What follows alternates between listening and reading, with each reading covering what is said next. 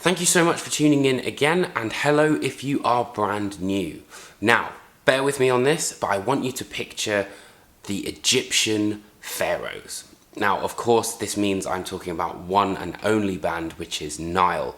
And imagine those winds of the Egyptian desert, the pharaohs chanting their kind of incantations and rites. When we look at the winds, the strongest wind in the camp of Nile is the wind of change. Bad puns aside, this is the first record to feature an entirely brand new lineup, and Vile Nilotic Rites is almost a statement of just how essential sometimes a lineup change can be to a band to rejuvenate their tired spirit. So join me as I get stuck into the world of Imhotep, the Mummy, and all things Egyptian on Nile's brand new album, Vile Nilotic Rites.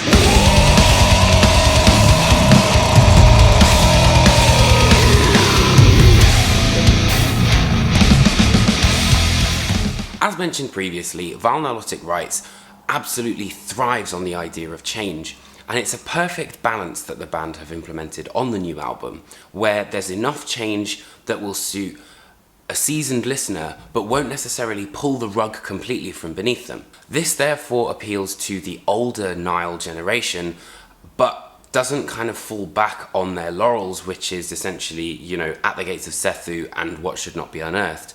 Great albums, but by Nile standards, they're just not quite there for me. The only real lengthy atmospheric interlude that we have is on Thus Saith the Parasites of the Mind. And it brings back that atmospheric anticipation that we saw on the classics of Black Seeds of Vengeance, with like The Black Flame and To Dream of Ur.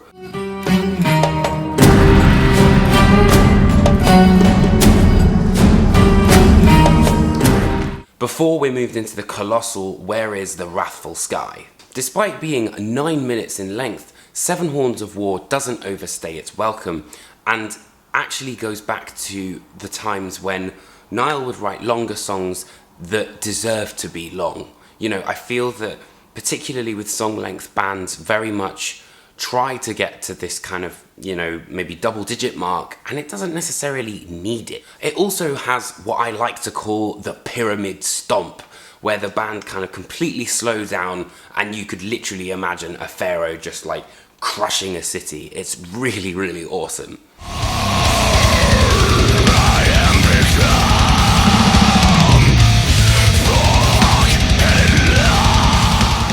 Technicality has always been incredibly dominant in Nile's songwriting, but on this track, the Oxford Handbook, it's just unrelenting, but also has that sense of groove as well, which I think Nile was kind of missing a little bit.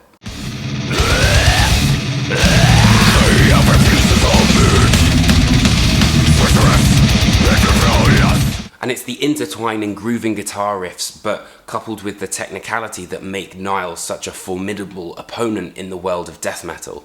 There are also some fantastic gothic elements on this album, which was something I would have never penned Nile to kind of implement into their sound. And they're both on The Imperishable Stars Are Sickened and That Which Is Forbidden.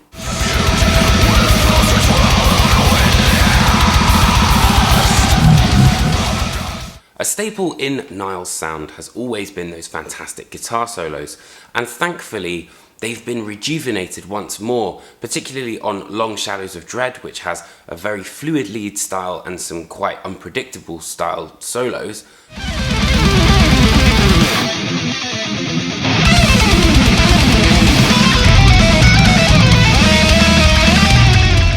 There's also Snake Pit Mating Frenzy, which has a harmonic minor, or from what I can tell, it sounds similar to that as a scale, and I feel that that's something that Nile haven't necessarily always experimented with. Maybe they have in the past, but not so much now.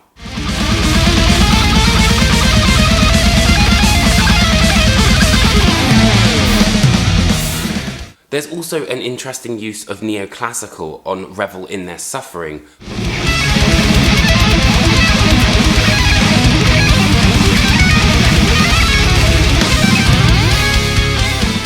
But of course, it wouldn't be a Nile record without those typical Carl Sanders solos, which I love. I'm not saying I wish they were gone, but to have something different really makes those solos stand out, and Boom, that is Carl. It's so refreshing to be able to see that Carl really let loose on the reins, and that this album really is a collaborative effort rather than being in the stranglehold of creativity, which can sometimes crush bands. Kolias, of course, if you've never heard of this drummer, is absolutely inhuman, and his performance on this album is definitely one of his most technical, and I also think one of his best. You know, that there are so many little fills that only he would be able to play, and the speed of some of this album is just unrelenting.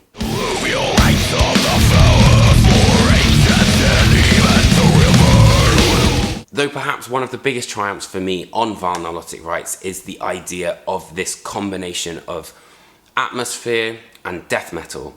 Finally, Nile have been able to create an amalgamation of the two to not only kind of reflect the death metal ideas, but also create that atmosphere at the same time. You know, it would be like, oh, that's the Egyptian bit and that's the death metal bit, and now the two have come together. One of my favorite things about Nilotic Rites is that it feels like a combination of the classic Nile, but with a brand new injection of experimentation. You've got the ridiculous technicality of Annihilation of the Wicked. You've got the atmospheric ideas of In Their Darkened Shrines. You've got that kind of real old school brutality that was on Black Seeds of Vengeance. But then you've got this brand new idea of what the band represent in 2019, which with different members and different ideas have combined to create a really fantastic album that if you're a death metal fan, you should definitely not sleep on. If you're a Nile fan, you cannot sleep on this album.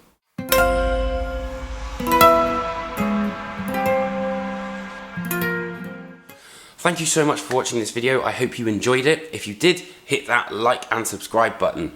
You can check out all my other reviews, and I've got some interviews as well. Recently spoken to Michael from Opeth, which was really cool. And yeah, it would be fantastic to let me know what you think. We can have a chat in the comments section down below. And if you've got any suggestions of what you'd like me to review, please do let me know. All right, with that in mind, take care, and I will see you next time for another album review. Take care, friends.